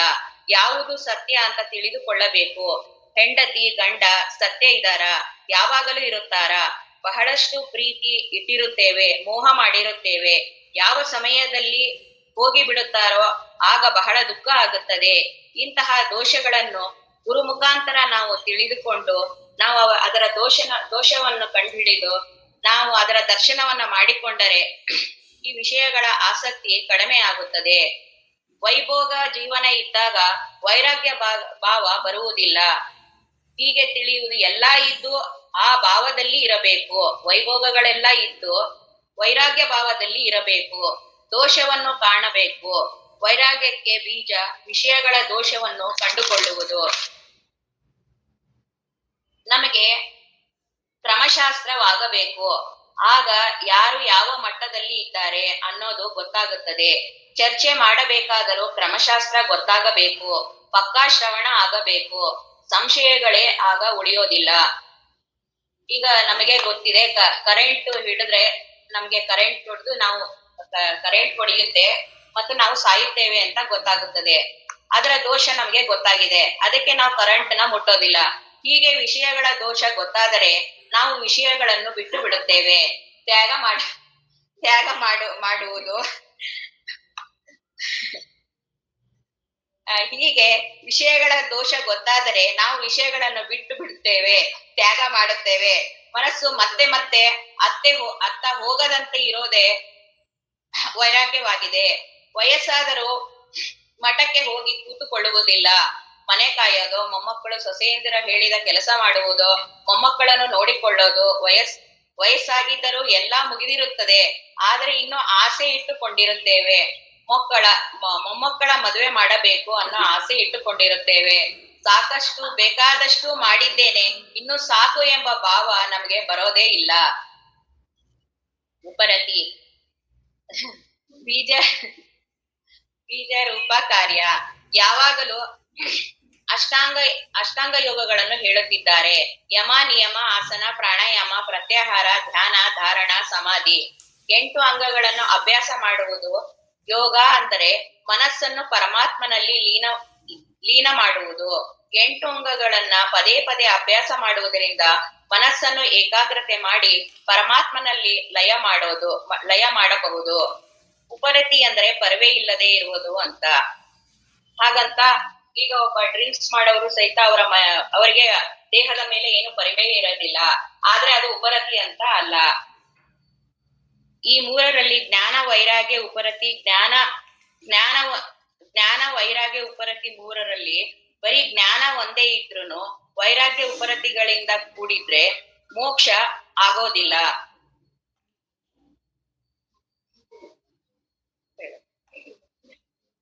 ವೈರಾಗ್ಯ ಉಪರತಿ ಮಾಡಿಕೊಂಡರೆ ವ್ಯರ್ಥ ಏನೂ ಆಗೋದಿಲ್ಲ, ಬ್ರಹ್ಮಲೋಕದ ಪ್ರಾಪ್ತಿ ಆಗುತ್ತದೆ. ಅಪರೋಕ್ಷ ಜ್ಞಾನ ಹೊಂದಿದ್ದು ವೈರಾಗ್ಯ ಉಪರತಿ ಇಲ್ಲದಿದ್ದರೂ ಮುಕ್ತಿ ಆಗುತ್ತದೆ. ಅವನಿಗೆ ಜ್ಞಾನ ಪಡೆದಿದ್ದರೂ ಜ್ಞಾನಿಗೆ ಪ್ರಾರಬ್ಧ ಕರ್ಮ ಬಿಡುವುದಿಲ್ಲ. ಸುಖ ದುಃಖ ಅನುಭವಿಸಲೇಬೇಕು. ಇಹಪರ ಭೋಗಗಳನ್ನು ತೃಣದಂತೆ ತುಚ್ಛವಾಗಿ ಕಾಣುವಂತದ್ದು. ವೈರಾಗ್ಯ, ದೇಹದ ಸಂಬಂಧ ಇವೆಲ್ಲ ಉಪರತಿಗೆ ಅರಿವಿಲ್ಲ. ಆದರೆ ನಮ್ಮ ಅಪ್ಪವ್ರನ್ನ ನೋಡಿದಾಗ ಈ ಮೂರು ಅವರಲ್ಲಿ ಇರಲಿಲ್ಲ. ಅವರು ಮಹಾಜ್ಞಾನಿಗಳು. ಇವ್ಯಾವುದು ಅವರಲ್ಲಿ ನಾವು ನೋಡಬಹುದು. ಶ್ರವಣ ಮನನ ನಿಧಿಧ್ಯಾಸನ ಮಾಡಿದಾಗ ಅಪರೋಕ್ಷ ಜ್ಞಾನವಾಗುತ್ತದೆ, ಸ್ವಸ್ವರೂಪದ ಜ್ಞಾನ ಆಗುತ್ತದೆ.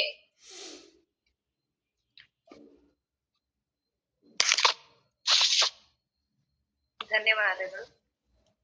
ಓಂ ಪೂರ್ಣಮದ